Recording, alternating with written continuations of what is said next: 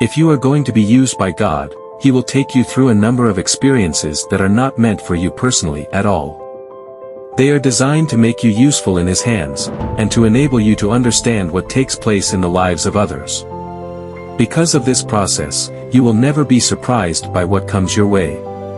You say, "Oh, I can't deal with that person." Why can't you? God gave you sufficient opportunities to learn from Him about that problem, but you turned away, not heeding the lesson, because it seemed foolish to spend your time that way. The sufferings of Christ were not those of ordinary people.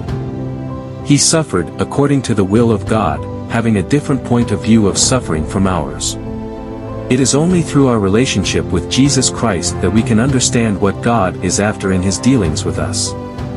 When it comes to suffering, it is part of our Christian culture to want to know God's purpose beforehand.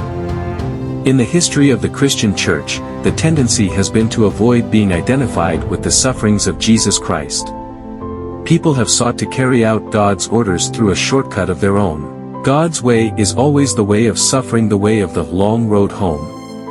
Are we partakers of Christ's sufferings?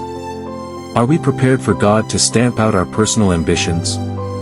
Are we prepared for God to destroy our individual decisions by supernaturally transforming them?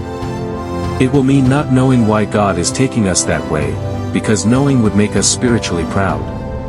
We never realize at the time what God is putting us through. We go through it more or less without understanding. Then suddenly we come to a place of enlightenment, and realize, God has strengthened me and I didn't even know it. Type Amen if you agree with God.